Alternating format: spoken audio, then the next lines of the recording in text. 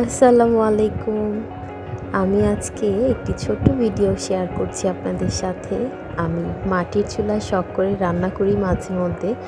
তো সেরকম একটি রান্না আমি আজকে রান্না করছি, ডাঁটা আর আলু দিয়ে ইলিশ মাছ।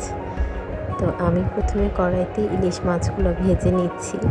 আমার মাটির চুলায় রান্না করতে অনেক ভালো লাগে, যেহেতু শহরে বেড়ে ওঠা, বাবার বাড়ি, দাদার বাড়ি, নানার বাড়ি, শ্বশুর বাড়ি সব কিছুই শহরে। তাই গ্রামের সেই ফিলিংসগুলো আসলে পাইনি। তো গ্রামের সেই গ্রাম্য পরিবেশগুলো আমার খুব ভালো লাগে, আর সেই ফিলিংসটা একটু নিতে আমি মাঝে মধ্যে আমাদের বাড়ির বাইরে একটু মাটির চুলা কিনে এনেছি। সিমেন্টের চুলা এটা, আসলে এটাতে আমি প্রায় রান্না করি।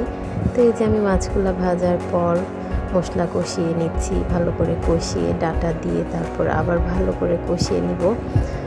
তারপর ভালো করে ডাঁটা কষানোর পর ডাঁটাটা যখন সিদ্ধ হয়ে আসবে তখন পানি দিব। আর আমি অনেকক্ষণ কষিয়ে নিয়েছি। এভাবে বেশি করে কষিয়ে রান্না করলে ডাঁটাগুলোও গলে যায় আর খুব সুন্দরভাবে সিদ্ধ হয়, মশলারও কোনো গ্রাম থাকে না। তো এই যে ডাঁটাগুলো ভালো করে কষিয়ে নিচ্ছি।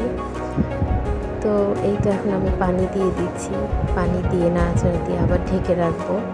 তারপর যখন বলক চলে আসবে, এখন এই যে পানিতে বলক চলে আসছে, তা আমি এখন আবার পানি দিব ঝোলের জন্য। এটা দিয়ে আমি এখন যে বলক চলে আসবে তখন এই মাছগুলো দিয়ে দিব। মাছগুলো বিছিয়ে দিয়ে আলতোভাবে মাছগুলো বিছিয়ে দিতে হবে, তারপর ঢেকে দিব। তারপর যখন ভালো করে বলক আসবে, এখনও আসেনি, এই তো ভালো করে বলক চলে এসেছে, আমার রান্নাটা হয়ে গিয়েছে। আশা করছি সবার ভালো লাগবে আমার রান্নাটি। এভাবে বাসায় ট্রাই করবেন। আর মাটির চুলার রান্নার স্বাদ কিন্তু গ্যাসের চুলার রান্নার মতো না, একদম অন্যরকম হয়। তো তরকারিটাও খেতে দারুণ হয়েছে। আশা করছি আপনাদের সবার কাছে ভিডিওটি ভালো লেগেছে। সবাই ভালো থাকবেন। আসসালামু আলাইকুম।